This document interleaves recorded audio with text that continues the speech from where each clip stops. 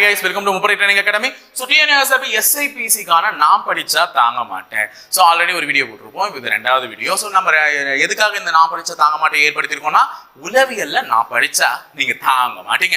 ஓகேங்களா? அப்ப நீங்க படிச்சீங்கன்னா யாருமே தாங்க மாட்டாங்க. கண்டிப்பா இந்த தமிழ் இங்கிலீஷ் மேத்ஸ் உளவியல் இதுதான் ரொம்ப எல்லாருக்கும் கஷ்டம்னு நினைக்கிறீங்க. அதை இந்த சீரிஸ் மூலமா கொஞ்சம் எளிமைப்படுத்தும். ஓகேவா? So first வீடியோல நிறைய பேர் பார்த்துட்டு நிறைய கமெண்ட்ஸ் பண்ணிருப்பீங்க. So இன்னைக்குமே தொடர்ந்து இந்த வீடியோஸ் பாருங்க. இது செவ்வாய் வியாழன்ல மட்டும் தான் உங்கள் மொபைலை தேடி வரப்போகிறது.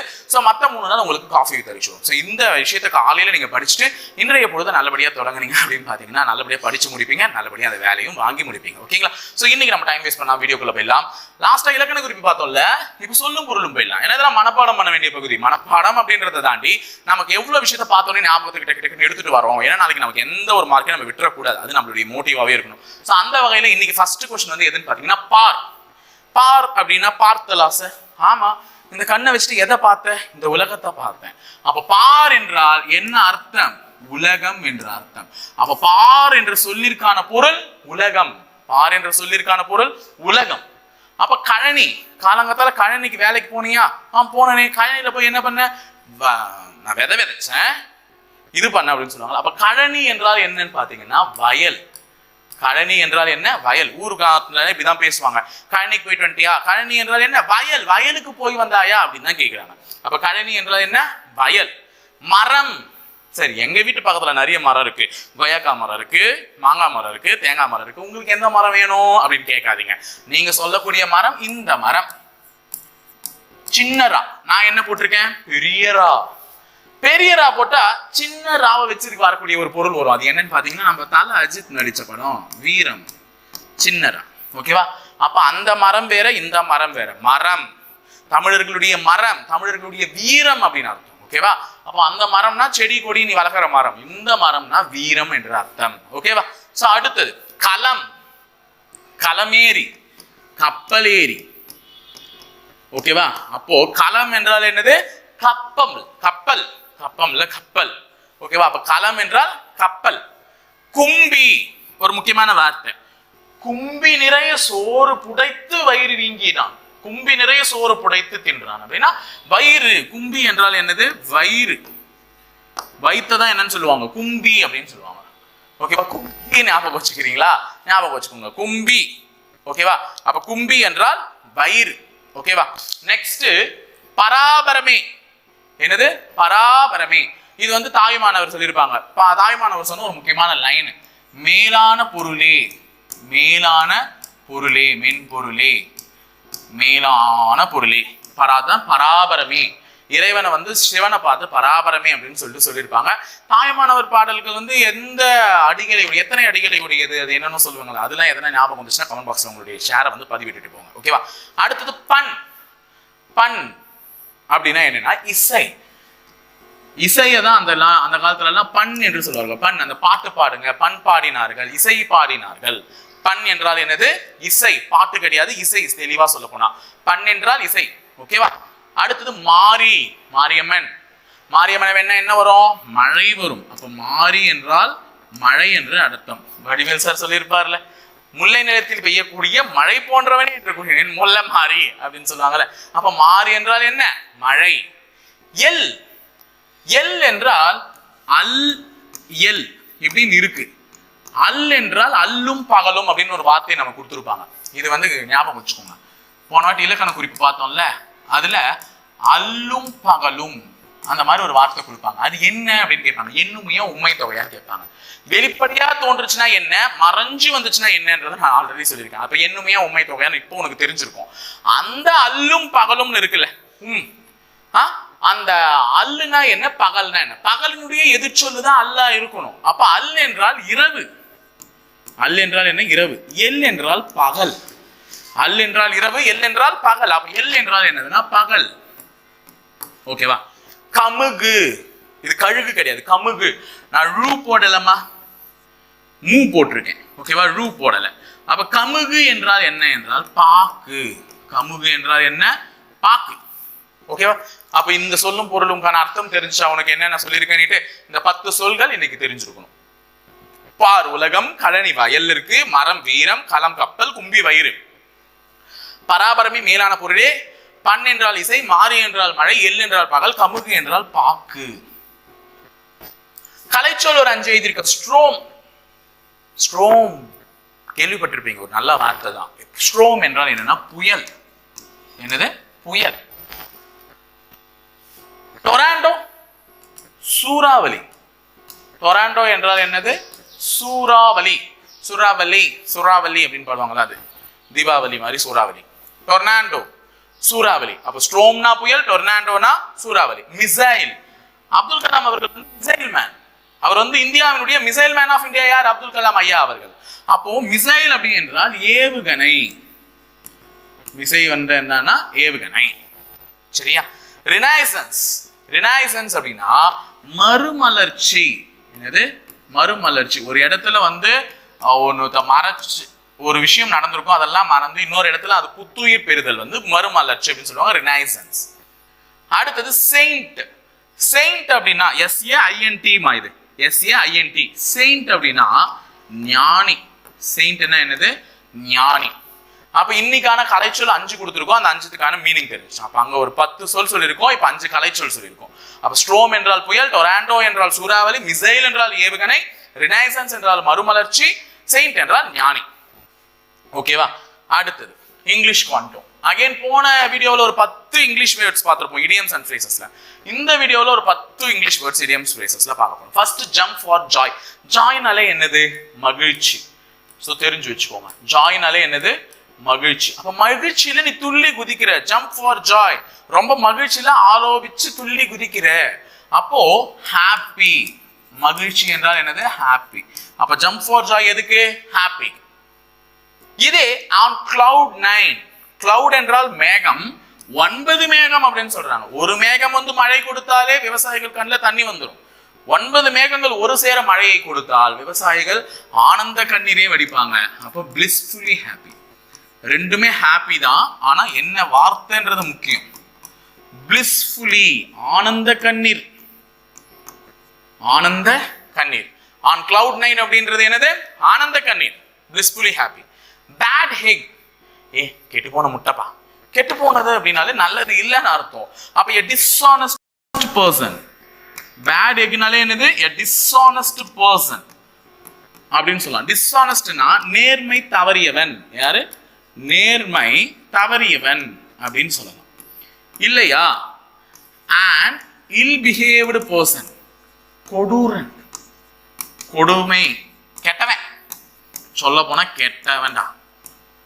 ஓகேவா? நல்லவன் பேர் எடுத்து கெட்டவன் தான்ற மாதிரி a bad eggனா an ill behaved person சொல்லலாம். a dishonest person. அடுத்தது a piece of cake. கேக்க மொத்தமா சாப்பிட முடியாது. இதே பீஸா விட்டுட்டு எடுத்து சாப்பிடுவேன். எனக்கே கூட கேக் ரொம்ப பிடிக்கும். ஒரு ஃபுல் கேக் கொடுத்தீங்கன்னா இவ்வளோ பெரிய கேக்கா சாப்பிட்றதுன்னு யோசிப்பேன். டக்குன்னு கத்தி 8 பீஸா வெட்டு டக்குன்னு எடுத்து சாப்பிடுவேன். ஒரு கேக் காலியானதே தெரியாம போயிடும். அப்ப a piece of cake அப்படின்னா a completely easy task. Easy task. அந்த டாஸ்க்கை எளிமையா முடிச்சிடலாம். பீஸா வெட்டி கொடுத்தா கேக்க டக்குன்னு சாப்பிடுவோம். அப்ப ஈஸி டாஸ்க், சிம்பிளா முடியக்கூடிய ஒரு விஷயத்தை தான் a piece of cake ன்னு சொல்லுவாங்க. a golden opportunity. guys, இது சொல்லாம உண்மையான ஒரு நல்ல வார்த்தை. a golden opportunity, a good chance. இது ஒரு நல்ல தருணம் உனக்கு. a good chance. ஓகேவா? இந்த டைம் உனக்கு நோட்டிபிகேஷன் டிலே ஆகுதுன்னும் போது இது ஒரு கோல்டன் ஆப்பர்ச்சுனிட்டி உங்க எல்லாருக்குமே. ஏன்னா நீங்க எல்லாருமே நல்லா படிச்சு நல்ல மார்க் என்ன பண்ணலாம்? கிளைம் பண்ணலாம். ஓகேவா? அப்ப கோல்டன் ஆப்பர்ச்சுனிட்டின்றது குட் சான்ஸ். அடுத்தது mad as a hornet. hornet அப்படின்னாலே என்ன? குளவி. பைத்தியக்காரத்தனமான குளவி. குளவி சும்மானே கொட்டும். இன்னும் பைத்தியம் பிடிச்சுன்னா கொட்டுன்னு கொட்டிடும். அப்ப என்ன அப்படின்னு பாத்தீங்கன்னா எக்ஸ்ட்ரீம்லி ஆங்கிரி. படு கோபமா இருக்கிறவன். கோபத்துல இருக்கிறவன் முட்டாளுக்கு சமம். கோபத்துல எடுக்கக்கூடிய ஒவ்வொரு முடிவுகளும் முட்டாள்தனத்திற்கு சமம். mad as a hornet, பைத்தியக்காரத்தனமானவன் கோபமா இருக்கிறவன். அப்ப கோபத்தை வெளிப்படுத்த தெரிஞ்சவன் பைத்தியக்காரத்தனமானவன். அப்ப mad as a hornetன்றது extremely angry. a smart cookie. Smart அப்படின்னாலே புத்திசாலியானவர்கள். குக்கீஸ்னா பிஸ்கெட், அது நமக்கு தெரியும். ஆனா ஸ்மார்ட் குக்கி அப்படின்னா இட்ஸ் நாட் புத்திசாலின்ற மீனிங் கிடையாது. அதனால ஞாபகம் வச்சுக்கோங்க. இட்ஸ் நாட் ஸ்மார்ட் அப்படின்னா புத்திசாலின்ற மீனிங். குக்கினா பிஸ்கெட்ன்ற மீனிங் கிடையாது. an intelligent person. an intelligent person. ஓகேவா? ஒரு புத்திசாலியான கிளவர் பர்சன் கூட சொல்லலாம். Clever person. ஒரு புத்திசாலியான கிளவர் பர்சனை தான் என்னன்னு சொல்லுவாங்க, ஸ்மார்ட் குக்கின்னு சொல்லுவாங்க. ஓகேவா, an intelligent person or a clever person, அவங்களை வந்து ஸ்மார்ட் குக்கின்னு சொல்லுவாங்க. இப்போ இது ஞாபகத்துக்கு வரும்போது உனக்கு இன்னொரு விஷயம் ஞாபகம் வருதா, an important person அப்படின்னு சொல்லிட்டு நான் போன வீடியோல ஒன்று சொல்லியிருப்பேன். an important personக்கான ஒரு இடியம், அது என்ன ஞாபகம் வந்துச்சுன்னா மறக்காம கமெண்ட் செக்ஷன்ல சொல்லிட்டு போயிடுங்க. ஓகேவா, at 6s and 7, 6 7 6 7 6s and 7னா 6 7 6 7 அப்படின்னு சொல்லுவீங்க. அந்த 6 7 நீ நடத்துற கன்ஃபியூஷன் தான் இது. அப்போ at 6s and 7னா at confused state, ஒரு குழம்பிய மனநிலையில் இருப்பவரை தான் என்னன்னு சொல்லுவாங்கன்னா at 6s and 7 confused stateல இருக்கும். ஓகேவா, அடுத்தது the ball is in your coach, பந்து உன்னு கையில தான் இருக்கு. உன் கையில இருக்கக்கூடிய பந்தை எப்படி அடிக்கணும் அப்படின்றத நீ தான் முடிவு பண்ணுவ. என்னால முடிவு பண்ண முடியுமா? ஏன்னா இப்ப உன் கையில இருக்கு பந்து, இந்த நேரம் பொன்னான நேரம், இது உன் கையில இருக்கு, நீ தான் இப்ப டெசிஷன் மேக்கர். இந்த டைமை எப்படி பயன்படுத்தி அந்த வேலையை வாங்கலாம்ன்றத நீ தான் இப்ப டிசைட் பண்ணணும். அப்ப the ball is in your courtனா டெசிஷன் மேக்கிங் பவர் உன்கிட்ட தான் இருக்கு. டெசிஷன் மேக்கிங் பவர் உன்கிட்ட தான் இருக்கு. turn to make a decision, turn to make a decision. நீ தான் வந்து டெசிஷன் எடுக்கணும், ஏன்னா வேற யாராலையும் எடுக்க முடியாது. it is a time to take a decision, நீங்க தான் எடுக்கணும். ஓகேவா, அடுத்தது over the moon, நிலவை தாண்டி செல்லும் பொழுது இங்க இருக்கிறவனுக்கு கனவுலகத்துல நிலவை தாண்டி பறக்கிற மாதிரி ஒரு கற்பனை எல்லாம் வந்துச்சுன்னா அவங்க எப்படி ஃபீல் பண்ணுவாங்க? Extremely happy. எப்படி ஃபீல் பண்ணுவாங்க? Extremely happy. எக்ஸ்ட்ரீம்லி ஆங்கிரினா மேட் ஆஸ் ஆர்னட். எக்ஸ்ட்ரீம்லி ஹாப்பினா over the moon. On cloud நைன்னா blissfully happy. ஜம்ப் ஃபார் ஜாய்னா ஹாப்பி. ஓகே, ஹாப்பிக்கே 3 இடியம்ஸ் பார்த்துருக்கோம். Jump for joy, on cloud nine, over the moon, 3 பார்த்துருக்கோம். Okay, மேக்ஸ்க்கு போலாமா? இது ஒரு சம். இந்த சம் எப்படி சால்வ் பண்ணலாம்? சார் என்ன சார் சிம்பிளிஃபிகேஷன் சொல்லிட்டு ஏதோ சிம்பிளாவே இல்லாதது கொடுத்துருக்கீங்கன்னா நம்ம தான் சிம்பிளிஃபை பண்ணணும். இப்போ 2 விதி இருக்கு உனக்கு. a power m divided by a power n இப்படி இருந்துச்சுன்னா, அதாவது பேஸ் சேமா இருந்து பவர் டிஃபர் ஆச்சுன்னா ரெண்டுத்தையும் என்ன பண்ணுவேன்? கழிப்பேன். இதே 2 பவர் சேமா இருக்கு அப்படின்னா நடுவுல பெருக்கல் குறிஞ்சுன்னா அந்த 2 பவரையும் என்ன பண்ணுவேன்? ஆட் பண்ணுவேன். அப்போ வகுத்தல்ல இருக்கும்போது டிவைட் பண்ணுவேன், பெருக்கல்ல இருக்கும்போது ஆட் பண்ணுவேன். அந்த ரூல்ஸ் இங்க அப்ளை பண்ணுங்க. ஃபர்ஸ்ட் இங்க பவர்ல 2 இருக்கா, இதை நான் ஃபர்ஸ்ட் ஸ்டெப்ல எழுதி காமிக்கிறேன் பாருங்க. இந்த பவர்ல இருக்கக்கூடிய இதை பெருக்கிடணும். ஏன்னா ரெண்டுமே பவர்ல இருக்கு. அப்ப இதுக்கு 11 பவர் 4 உடைய பவர் தான் 2. அப்ப இது ரெண்டுத்தையும் பெருக்கிட்டா 2 4s are 8. 2 4s are என்னது? 8. அப்போ 2 4 8, 11 பவர் 8 போட்டேன். இப்ப இங்க பாருங்க 1331, 11 உடைய ஸ்கொயர் 121, 11 உடைய கியூப் 1331. அப்போ இது 11 உடைய கியூப். 11 உடைய கியூப்ன்றதுனால நல்லா ஞாபகம் வச்சுக்கோங்க. இந்த 11 கியூபை எப்படி எழுதலாம் அப்படின்னு பாத்தீங்கன்னா 11 கியூப் அதுக்கு மேல என்ன பவர் இருக்கு? Square. So into 11 plus 21 into 11 plus 21. இப்போ இது எழுதலாமா? 11 கியூப். இப்போ இது 2 பவர்ல இந்த மாதிரி இருக்கிறது இப்படி இருக்கா? பெருக்கிடலாமா? 2 3 என்னது? 6. அப்ப 11 பவர் 8 டிவைடட் பை 11 பவர் 6. ஏன்னா சார் இங்க போட்டிருக்கீங்கன்னா இங்க 1 தானமா இருக்கு, இங்க 1 தானே இருக்கு. அந்த 1 11 பவர் 8ஓட பெருக்கிட்டு மேல எடுத்துட்டு வந்துட்டேன். அப்ப 11 power 8 11 power 6 into 11 plus 21. Simple பண்ணிட்டேன்னா இப்ப இந்த மாதிரி இருக்கா? அது இந்த ஃபார்மேட்ல இருக்கா? கீழே பேஸ் சேமா இருக்கு, பவர் வித்தியாசமா இருந்துச்சுன்னா அது ரெண்டுத்தையும் என்ன பண்ணணும்? கழிச்சிடணும். அப்போ 11 power 8 minus 6 into 11 plus 21. Step by step போட்டு காமிக்கிறேன், நீ மைண்ட்லயே போட்டுடலாம் இதெல்லாம். அப்ப 18 8ல 6 போச்சுன்னா 2. அப்போ 11 ஸ்கொயர் இன்டு 11 பிளஸ் 21. இப்ப இங்க 11 இருக்கா? இங்க பவர்ல என்ன இருக்கு? 1 இருக்கு. எதுவுமே இல்லைன்னா 1 இருக்குல்ல. அப்ப இந்த மாதிரி இருந்துச்சுன்னா இந்த ஃபார்முலாவை a power m into a power n is equal to a power m plus n. அப்ப ரெண்டுத்தையும் கூட்டுறாங்க. அப்ப ரெண்டுத்தையும் கூட்டினா 11 கியூப் பிளஸ் 21. அவ்வளவுதானே? ரெண்டுத்தையும் கூட்டிட்டா அப்ப 11 கியூப் என்ன? 1331. இப்பதான் பார்த்தோம். அதோட எதை கூட்டணும்? 21 கூட்டணும். அப்ப 2 5 3 1.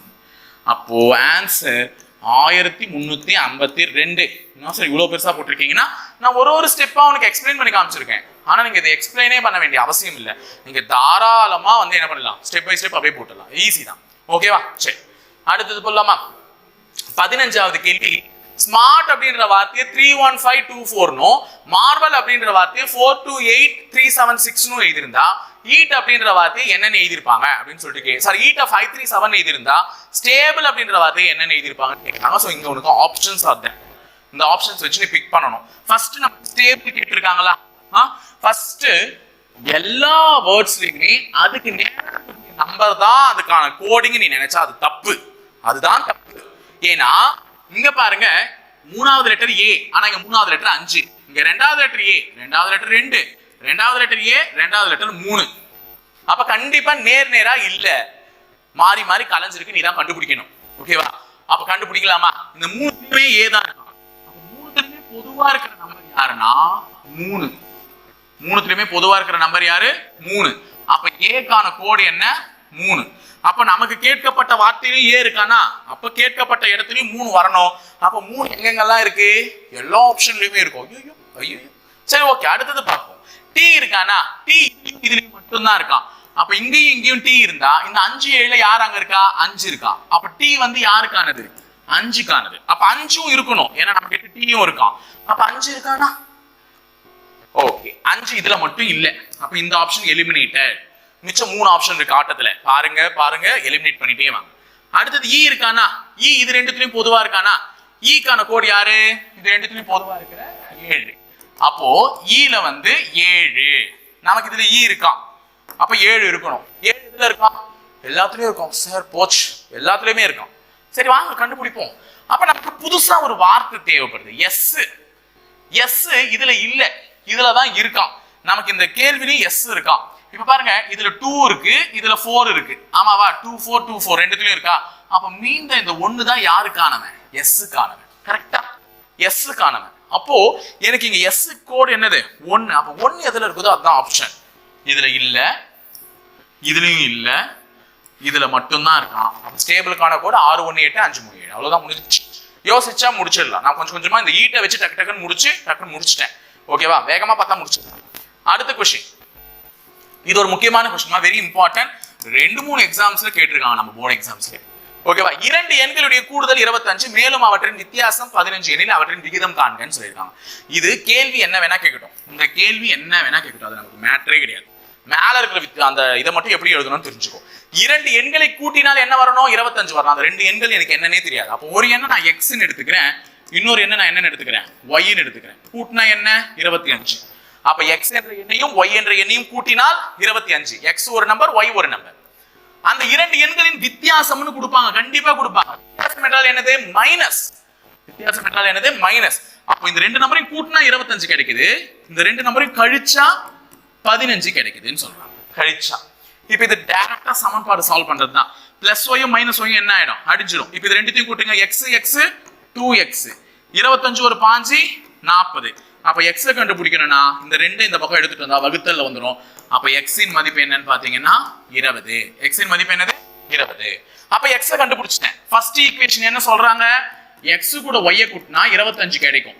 நான் தான் எக்ஸ் என்னன்னு சொல்லிட்டேன், 20ன்னு சொல்லிட்டேன். அப்ப ஒய் என்னவா இருந்திருக்கணும்? 5. ஏன்னா 20 5 கூட்டினாதான் என்ன கிடைக்கும்? 20. அப்ப எக்ஸ் 20, ஒய் 5. கண்டுபிடிச்சிட்டேன் 2 நம்பரையும். இந்த 2 நம்பரையும் கண்டுபிடிச்சோட கேள்வி என்ன வேணா கேட்கலாம். அந்த 2 நம்பரையும் அந்த 2 நம்பர்ல எது பெரிய நம்பர்னு கேட்கலாம். பெரிய நம்பர் எதுனா 20. அந்த 2 நம்பர்ல எது சின்ன நம்பர்னு கேட்கலாம். சின்ன நம்பர்னா 5. இங்க என்ன கேட்டிருக்காங்க? அவற்றின் விகிதம் காண்க. அந்த 2 எண்களுடைய விகிதம் காண்கன்னு இருக்காங்க. விகிதம் அடிக்கலாமா? விகிதம்னா அடிக்கணும். 5வது வாய்ப்பாட்டுல ஒரு முறை, இது 4 முறை. அப்ப ஆன்சர் 4:1. ஆன்சர் 4:1. முடிஞ்சிருச்சு. ஓகேவா? ரேபிட் ஃபயர் ரவுண்ட் போலாமா? எழுதிக்கோங்க உங்களுக்கான क्वेश्चन. ஃபர்ஸ்ட் क्वेश्चन, பராபரமே என்பதனுடைய பொருள் என்னன்னு கேட்டிருக்கேன். பராபரமே என்பதனுடைய பொருள் என்ன?